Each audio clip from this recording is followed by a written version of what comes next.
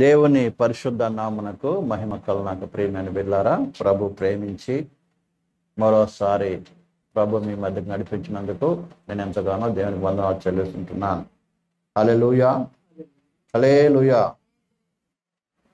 ప్రియమైన బిడ్డలారా, మరి గతించిన దినాల్లో మనం ఏం నేర్చుకున్నామో అది మీకు జ్ఞాపకం ఉందా? మొట్టమొదటిగా దేవుడు ఆదామును అవ్వను సృజించి, అంటే మానవుని సృజించి వారిని ఆశీర్వదించి ఎక్కడ పెట్టాడు? ఏదైనా తోటలో పెట్టాడు. ఎందుకు పెట్టాడు? ఆ విషయం నేర్చుకున్నాం. జ్ఞాపకం ఉందా? అది ఎందుకు పెట్టాడు? ఏదైనా తోటలో మరి ఆదామును పెట్టినట్టుగా మనల్ని అందరినీ కూడా ఎక్కడ పెట్టాడు? సంఘం అనేటువంటి తోటలో పెట్టాడు. ఎందుకు పెట్టాడు? కదా, ఆదాము అవ్వలను తీసుకొని మనల్ని కూడా, అంటే రెండింటిని పోల్చుకొని మనం నేర్చుకుంటున్నాం కదా. దేవుడు ఆదాం అవ్వను సృజించిన రీతిగా మనల్ని కూడా నూతన సృష్టిగా చేశాడు. ఆదాం అవ్వల్ని మరి సృజించిన తర్వాత అలాగే విడిచిపెట్టుకోకుండా వారి కొరకు ఏం చేసి ఒక తోటను నాటి ఆ తోటలో వారిని పెట్టాడు. దాన్ని బట్టి దేవుడు ఏం చెప్తున్నాడు? మొట్టమొదటిగా ఏం చెప్తున్నాడు? అయినా నేను నీ పట్ల బాధ్యత కలిగి ఉన్నాను అని ఒకటి. రెండోది, నీ ఇష్ట ప్రకారం నువ్వు నడవడానికి వీలు లేదు కదా. మూడోది ఏం చేయాలి? ఇంకేంటిది? అంటే ఆ తోటలో పెట్టి ఏం చెప్తున్నాడు దేవుడు? నీ ఇష్ట ప్రకారం ఏం చేయకూడదు, జీవించకూడదు. తర్వాత ఏం చేయాలి? ఇంకా ఏం చేయాలి? అంటే సంఘంలోకి వచ్చిన తర్వాత మనం కూడా ఏం చేయడానికి లేదు. ఒకటి, దేవుడు మనల్ని ఏం చేస్తున్నాడు? ప్రేమిస్తున్నాడు, మన విషయంలో బాధ్యత కలిగి ఉన్నాడు. అందుకే మనము రక్షణ పొందిన మనం ఏం చేయాలంటే ఏ మాత్రం చింతపడకుండా ఉండాలి. ఎందుకంటే మన బాధ్యత ఎవరు వహిస్తున్నారు? ప్రభు వహిస్తున్నాడు. ఒకటి అర్థమైందా?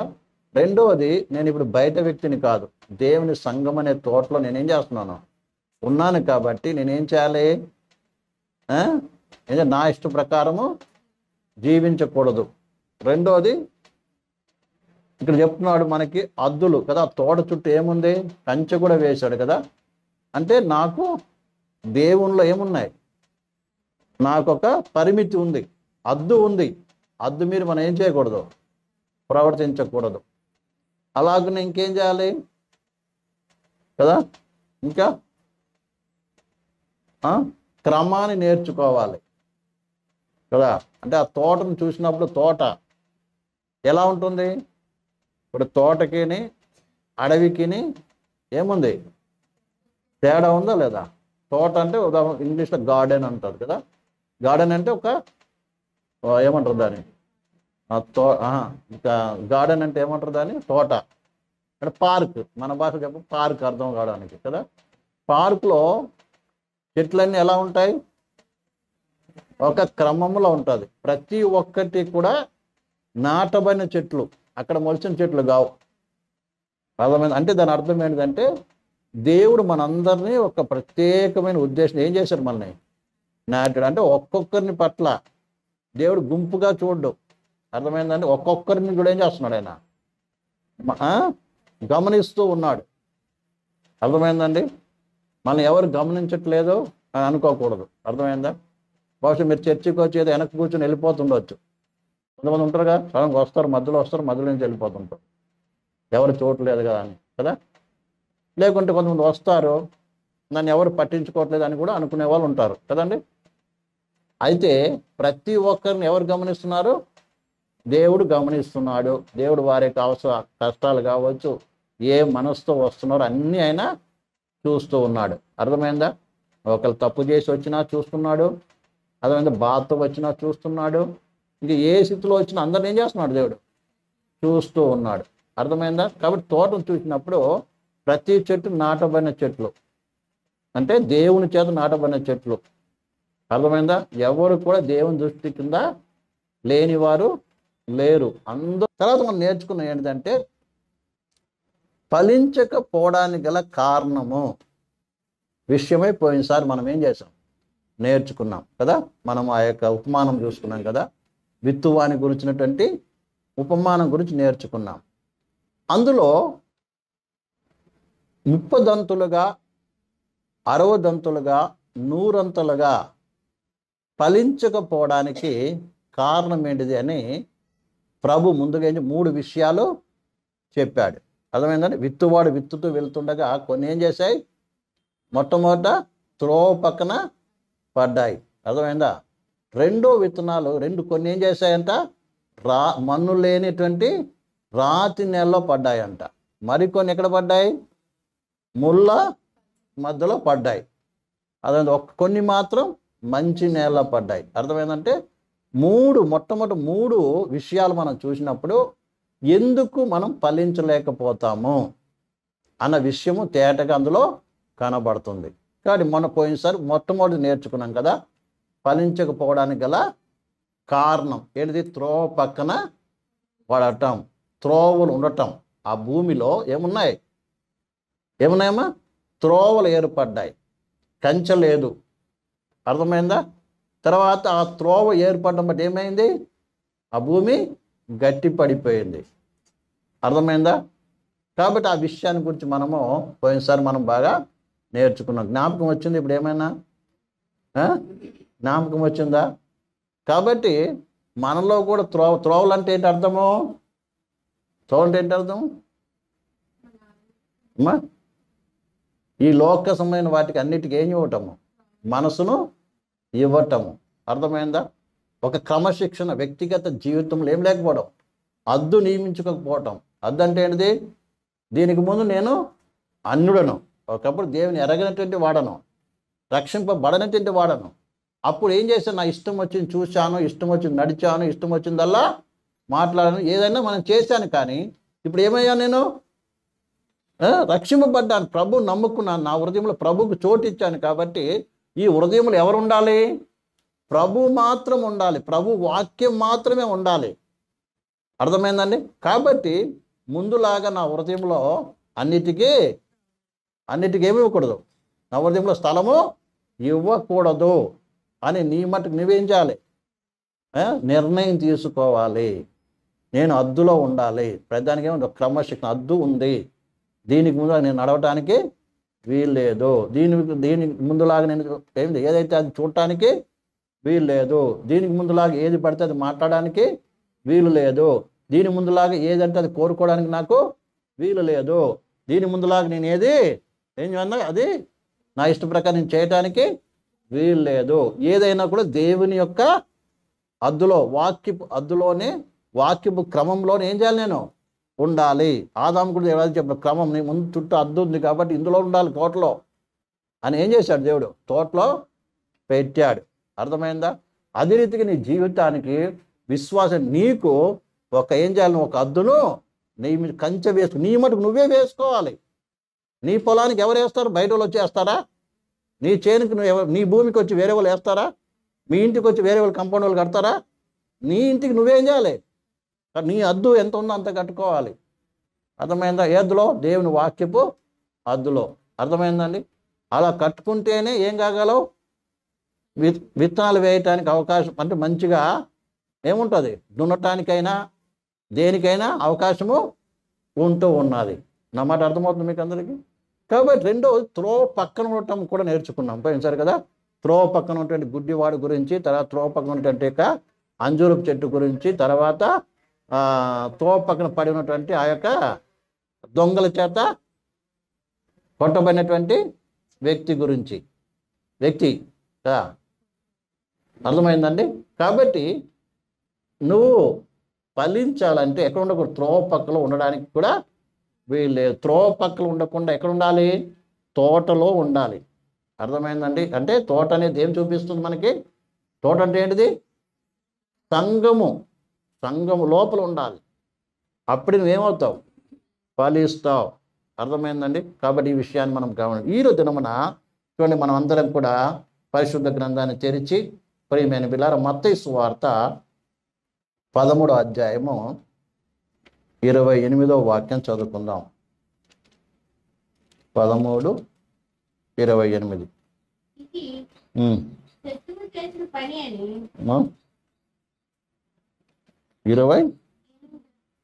20 వచనం చదవండి. 13:20 క్షమించాలి.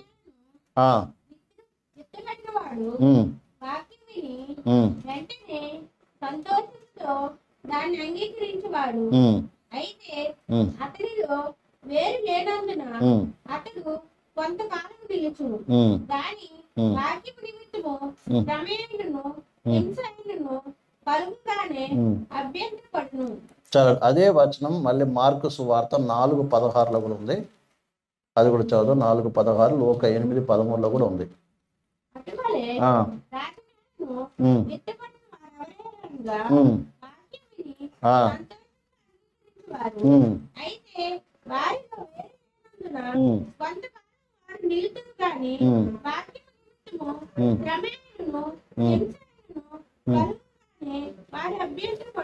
చాలండి, కళ్ళు మూసి పెడితే చిన్న ప్రార్థన చేసుకుందాం. స్తోత్రం తండ్రి, మహోన్నతుడా, మహాపరిశుద్ధుడా, జీవముల తండ్రి, ఈ ఉదయకాల సమయంలో ప్రభువా నీ ప్రజలందరినీ మా మధ్యకు తోడుకొని వచ్చినందుకు వందనాలు. ప్రభు చదవబడిన వాక్యము ద్వారా నీ బిడ్డలందరితో మాట్లాడండి. ఒక్కొక్కరిని కూడా ప్రభు నీ కొరకు ఫలించే వారికి ఆయుక్తపరచమని, ఈ సంఘము ఒక పరివర్తమైన సంఘముగా ఈ ప్రాంతంలో ప్రభు నీ నా మహిమ తీసుకురావడానికి కృప దయచేయమని, అల్పి నన్ను మరుగుపరిచి పరిశుద్ధాత్ముడా నీ ప్రజలతో మీరు మాట్లాడమని ప్రభు ప్రతి ఒక్కరికి అర్థమవుతే గ్రహించడానికి సహాయం ఇచ్చేయమని నామకప్ప చేసుకోమని యేసు నడిపోస్తున్నాం తండ్రి, ఆమేన్. ఇప్పుడు రెండోది ప్రియులారా, ఫలించకపోవడానికి గల కారణం ఏంటిదంటే ఆ నేల ఎలా ఉందంట అండి? మీరు చెప్పండి. ఇప్పుడు చదివాం కదా, రాతి నేల. అర్థమైందండి? ఏముంది? ఏ నేలది? రాతి నేల మీద పడ్డది కొన్ని విత్తనాలు. అంటే పైన కొంచెం మట్టి ఉండి కింద కొంచెము కిందంత ఏముంది? రాళ్ళు ఉన్నాయి. అర్థమైందండి? ఈ యొక్క భూమి మీద ఈ రాతి నేల మీద విత్తనాలు పడినప్పుడు అది మొలిచిందంట. మనం ఏం చేసినది? మొలిచింది, కానీ వేరు ఏం కాలేదు, లోపలికి పోలేదు. అందుకని ఎండ రాగానే, అర్థమైందండి, ఎండ రాగానే ఏమైంది? అది ఎండిపోయింది. కాబట్టి అక్కడ ఏం లేదు, ఫలము రాలేదు. అర్థమైందండి?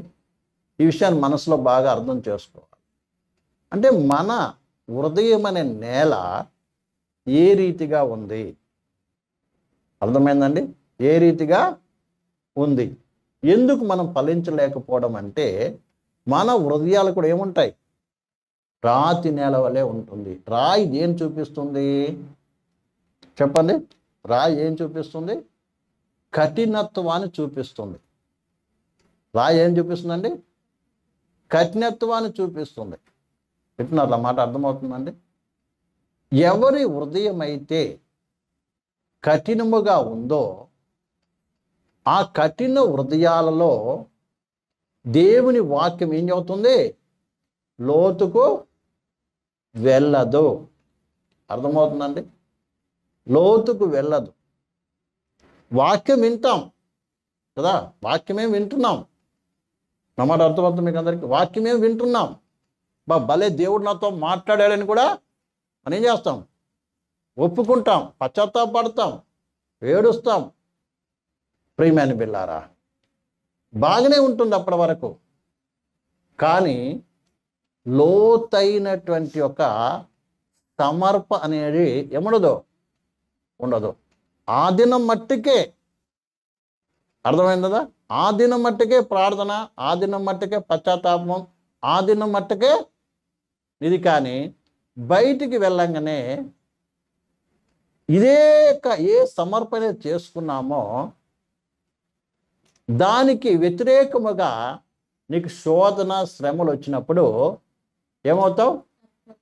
పడిపోతావు. కారణం ఏంటంటే నీ హృదయం ఏం కాలేదు, వాక్యము లోపలికి వెళ్ళేంత సమర్పణలో లేదు. అర్థమైందంట? నువ్వు అప్పటి మందమే ఆలోచిస్తావు తప్ప తర్వాత సంగతి ఆలోచన చెయ్యవు. అర్థమైందా? రాతి నెల ఇక్కడ రాతి నెల అంటే కఠినత్వము. కఠినత్వం ఎందుకు వస్తుంది అది కూడా మనం ఆలోచించాలి. మనలో కఠినంగా ఎందుకు ఉంటుంది అని మనము వాక్యాన్ని చూసినట్లయితే మొట్టమొదటంట అవిశ్వాసం అంట. చూడండి దేవుని వాక్యంలో మార్కు సువార్త 16వ అధ్యాయం 14వ వచనం చదవండి.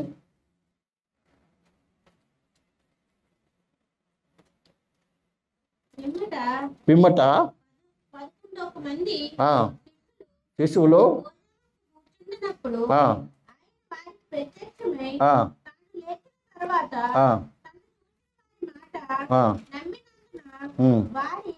నమ్మనందున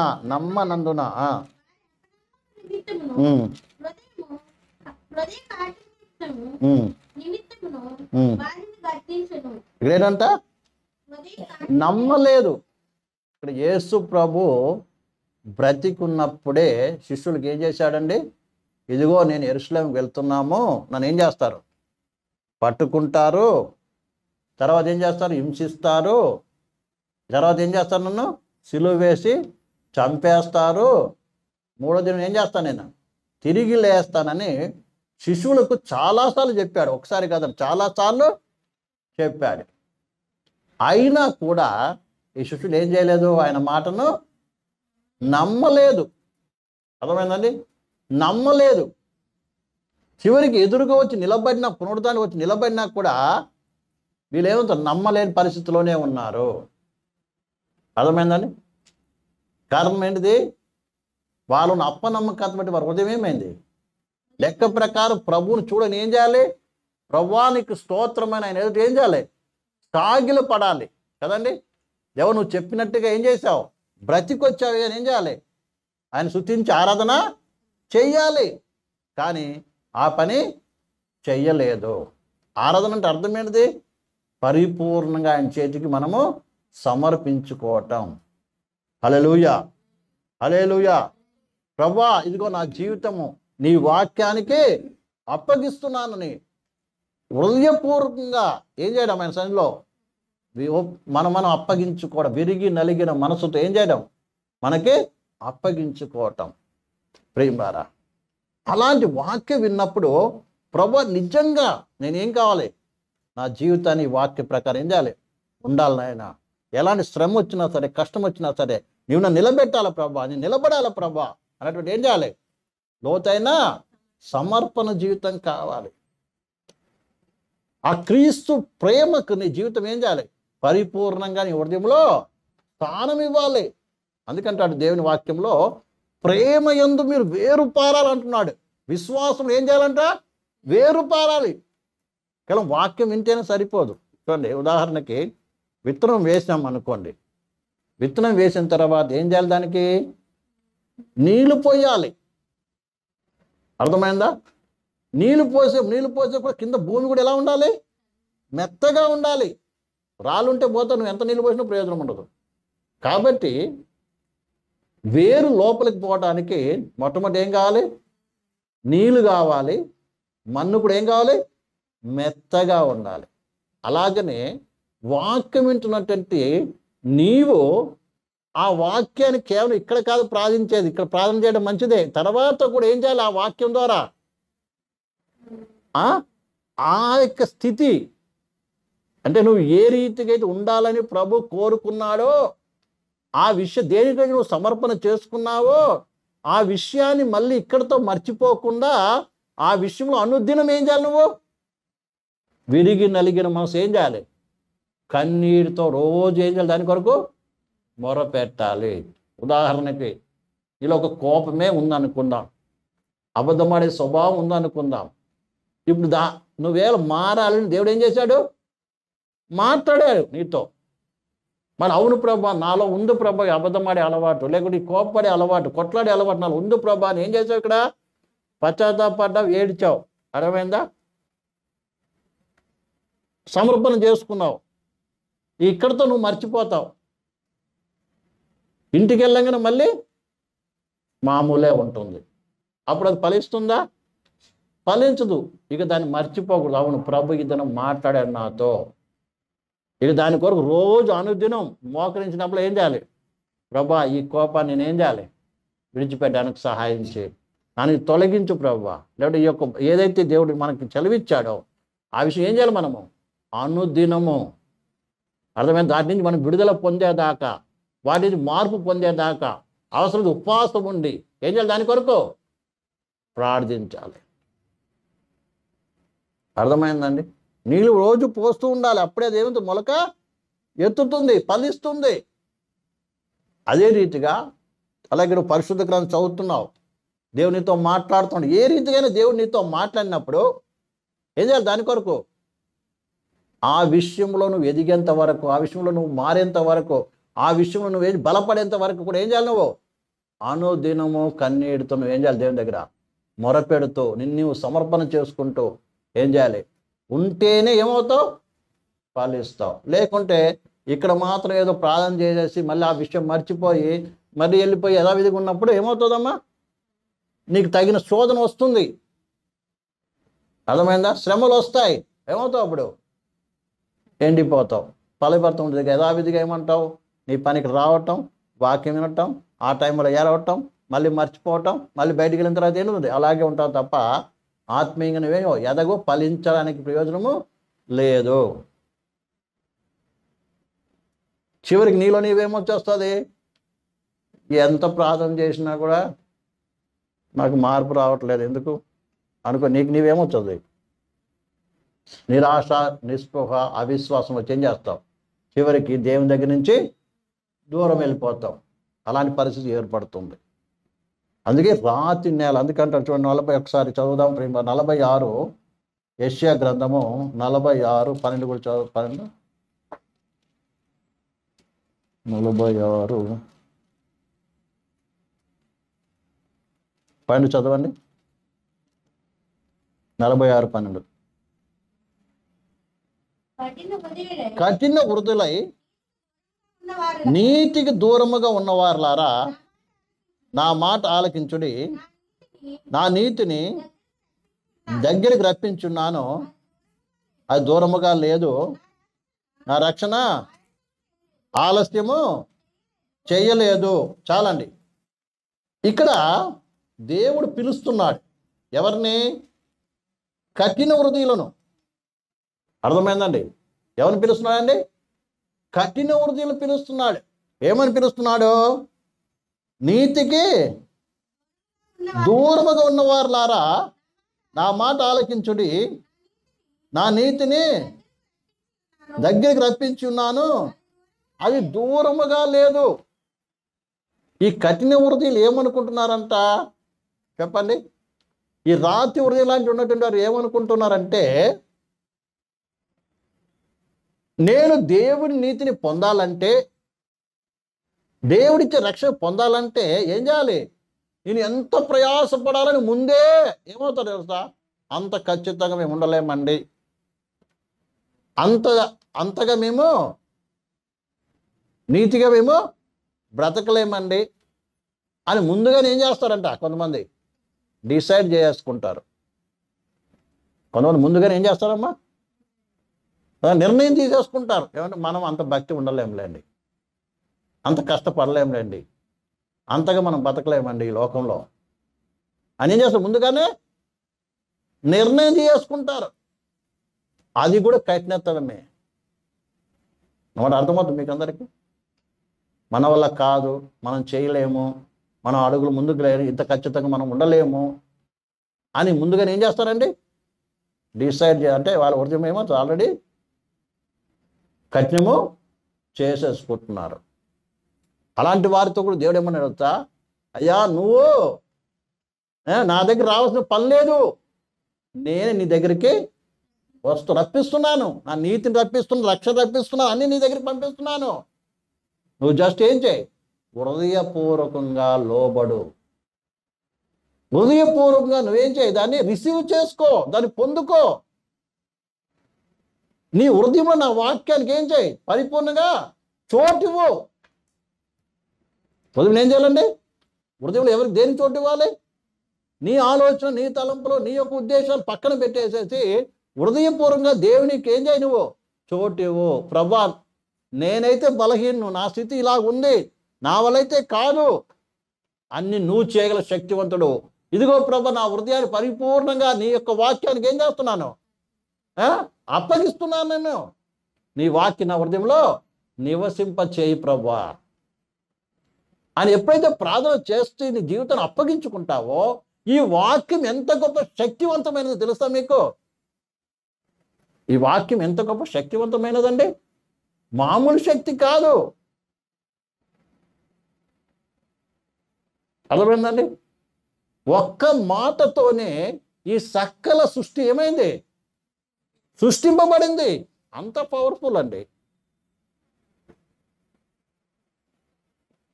యేసు ప్రభువు ఒక మాట అంటే అన్ని జరిగినాయి కదా. ఓ సముద్రమా నెమ్మలమైపో ఆయన అనగానే ఏమైంది, తుఫాన్ నెమ్మలమైపోయింది. అర్థమైందండి? ఆ వాక్యం అంత గొప్ప శక్తివంతుంది. అలాంటి శక్తిగల వాక్యము నీ జీవితంలో నీకు మార్పు నీలో మార్పు కలగజేయలేదా?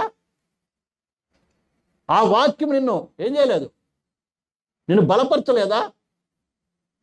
ఆ వాక్యం నిన్ను ఏ పాపంలో బంధింపడిన పాపను విడుదల చేయలేదా? చేయగల శక్తి వాక్యానికి ఉంది. ఒకసారి అపరిమితమైన శక్తి అంట. వాక్యం ఉన్న శక్తి మామూలు శక్తి కాదండి. ఇది మన మాట కాదు, కానీ దేవుని మాట యొక్క శక్తి అని తెలుసా? నువ్వు జస్ట్ విశ్వసించి లోబడి నీ హృదయంలో ఏం చేయాలండి, వాక్యానికి చోటు ఇవ్వాలంతే. ఆ వాక్యం ఏం చేస్తుంది, ఆటోమేటిక్గా నీలో మార్పు కలగజేస్తుంది. నువ్వు బలహీనమైతే నిన్ను బలపరుస్తుంది, నువ్వు అనారోగ్యంతో ఉంటే నువ్వు స్వస్థపరుస్తుంది. వాక్యం చెప్తుంది, నా వాక్కు పంపించి, ఆయన వాక్కు పంపించి వారిని ఏం చేశాడంట, స్వస్థపరిచాడంట. ఏదైనా కూడా చేయగల శక్తి దేనికి ఉంది తెలుసా? వాక్యం ఉంది. అంతేగాని వాక్యం దేవుడు ఇది చేయలేదు, ఆయన వాక్యం ఇది చేయలేదని ముందుగా నువ్వు డిసైడ్ చేసుకొని నీ హృదయాన్ని ఏం చేయకూడదు, కఠినపరచుకోకూడదు. అందుకే పరిపూర్ణముగా దేవుడు నాలో ప్రవ్వా నువ్వు ఏం చేయాలనుకుంటున్నావో ఆ కార్యం చేయనైనా అని ఏం చేయాలి, హృదయపూర్వకంగా దేవునికి ఏం చేయాలి, నీ హృదయాన్ని అప్పగించాలి. ఏ దేవుడు నీతో మాట్లాడుతున్నాడు తెలుసా? నీ కొరకు ప్రాణం పెట్టినటువంటి వాడైనా. అర్థమైందని? నీ కొరకు ఏం చేశాడు ఆయన? ఆ కల్వారి సిలువలో నీ కొరకు ఏం చేశాడు? బహు వేదన అనుభవించి, ప్రపంచంలో ఎవరు అనుభవించినటువంటి బాధ, వేదన, దుఃఖము, అవమానాన్ని అనుభవించినటువంటి వ్యక్తి ఎందుకు అన్ని పాటలు పడ్డాడంటే నిన్ను ప్రేమిస్తున్నాడు కాబట్టి. మరి అర్థమవుతుందని? నిన్నేం చేస్తున్నాడు? ఆ ప్రేమించిన ప్రభువే నీలో క్రియ జరిగించాలని కోరుకుంటున్నాడు. నేను నూతన సృష్టిగా మార్చాలని కోరుకుంటున్నాడు. ఆయన తన కొరకు నువ్వు ఫలించాలని కోరుకుంటున్నాడు. అందుకే ఆయన వాక్యమైన బీజం నీ లోపలికే పంపించాలని కోరుకుంటున్నాడు. దానికి ఏం చేయాలి? నువ్వు విరిగి నలిగిన మనసు ఏం చేయాలండి? నువ్వు ఆయనకు చోటు ఇవ్వాలని దేవుని వాక్యం మనకి తెలియపరుస్తుంది ప్రేమరా. కాబట్టి ఈ విషయాన్ని మనం బాగా అర్థం చేసుకోవాలి. అందరూ మోకరిద్దాం, కళ్ళు మూసుకొని కాసేపు ప్రార్థనలో గడుపుదాం. అలలో ప్రవేశంలో అందరూ మోకరిద్దాం, కళ్ళు మూసుకుందాం. అందరూ మోకరిద్దాం, కళ్ళు మూసుకుందాం. అందరూ మోకరిద్దాం, కళ్ళు మూసుకుందాం. అందరూ మోకరిద్దాం, కళ్ళు మూసుకుందాం. దేవుని వాక్యం విన్న ప్రియ సహోదరి సహోదర, ఈ దినమున ఫలించకపోవటానికి గల రెండవ కారణాన్ని మనం చూసాం. ఆ విత్తనాలు రాతి నేలన పడినట్టుగా మనం చూసాం. అందుకే అది వేరు లోతుకు పోలేదు. కాబట్టి శోధన, శ్రమలు వచ్చినప్పుడు ఆ యొక్క విత్తనము వేరుతో పాటు ఎండిపోయినట్టుగా మనం చూసాం. మనం అనేక దినాల నుంచి వాక్యాన్ని వింటున్నాం. విన్న ఆ క్షణం మాత్రమే మన హృదయాల్లో పని చేస్తుంది. తర్వాత దాన్ని మర్చిపోతున్నాం. తిరిగి ఆ వాక్యం కావచ్చు ఏది గుర్తు లేని స్థితిలో ఉంటున్నాం. కారణం ఏంటంటే మన హృదయాలు కూడా రాతి నేల వలె కఠినంగా ఉన్నదేమో ఒక్కసారి మనం పరిశీలన చేసుకున్నాం. హల్లెలూయా, ప్రైజ్ ది లార్డ్.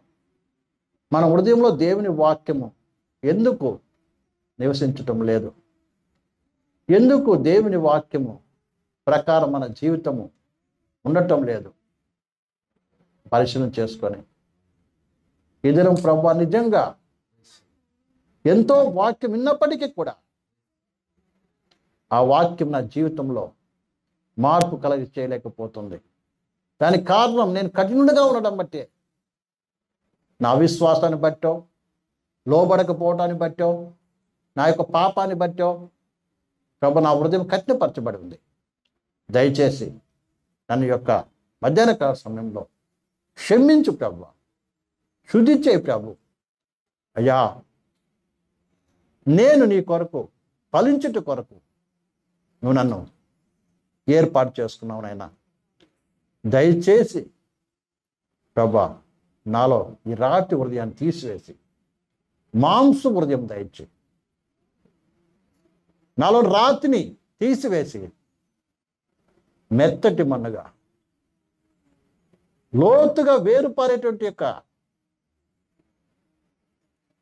భూమిగా నేలగాడును మార్చి ప్రభానని ప్రభుత్వం మనమును అప్పగించుకొని ప్రార్థిద్దాం. హల్లెలూయా. ప్రతి ఒక్కరు ప్రార్థించండి. హల్లెలూయా. నువ్వు ప్రభు కొరకు ఫలించలేకపోతున్నావా? ఏ కారణాన్ని బట్టి ఫలించలేకపోతున్నావో ఈ మధ్యాహ్న కాలంలో ప్రభు నీతో మాట్లాడి ఉన్నాడు ప్రియ సహోదరి. హల్లెలూయా, ప్రైజ్ ది లార్డ్. హల్లెలూయా. ఒకవేళ ఫలించే బదులు, మంచి ఫలాలు ఫలించే బదులు ఒకవేళ నీలో కారు పనులు కనబడుతున్నాయేమో, కోపము, పగ, ద్వేషము, కొట్లాట్లు, గొడవలు, నేత్ర, శరీర రకరకాల శరీర సంబంధమైనటువంటి స్వభావం నీలో కనబడుతుందేమో, ముళ్ళ పొదల లాంటి జీవితంలో కనబడుతుందేమో. ప్రియ సహోదరుడు, వీటి నుంచి విడుదల కొరకు ప్రార్థన చేయ దేవుని దగ్గర. హల్లెలూయా. ప్రభు నీతో మాట్లాడుతున్నాడు. రాతి లాంటి హృదయం నీలో ఉన్నప్పటికీ రాతి హృదయం తీసివేసి మాంస హృదయాన్ని ఇస్తానని వాగ్దానం చేస్తున్నాడు. దేవుడి బాగా తవ్వి రాళ్ళను ఏరి పారేసినట్టుగా మనం చూస్తున్నాం. ఏదో నీలో రాళ్ళు ఉన్నాయి, నీ మటుకు నీవు కొన్ని నిర్ణయాలు తీసుకొని నేను అలా ఉండలేను ఇలా ఉండలేను అనుకొని నీ హృదయాన్ని కట్టిపరుచుకొని జీవిస్తున్నావేమో. ప్రభు చేతికి దేవుని దగ్గర అడుగు, ప్రభు నా వల్ల కాని మాట వాస్తవం ప్రభు, కానీ నన్ను మీరు రక్తం పెట్టి కొనుక్కున్నారు. నేను ఒక సత్తువు గల భూమి అని నువ్వు ఏర్పాటు చేసుకున్నావు. నేను నీ కొరకు మంచి ఫలాలు ఫలించాలి, శ్రేష్టమైన ద్రాక్ష ఫలాలు ఫలించాలని నువ్వు కోరుకుంటున్నావు. కాబట్టి దేవా, ఇదిగో నన్ను